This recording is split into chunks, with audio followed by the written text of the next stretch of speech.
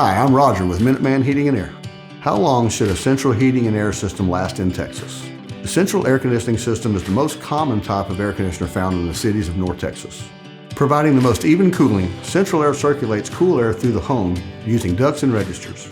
It can be expensive to replace, so you want to make sure you keep up with regular maintenance and air filter changes. A central air system will last about 12 to 15 years with this kind of upkeep, provide you with the best opportunity for your system to thrive.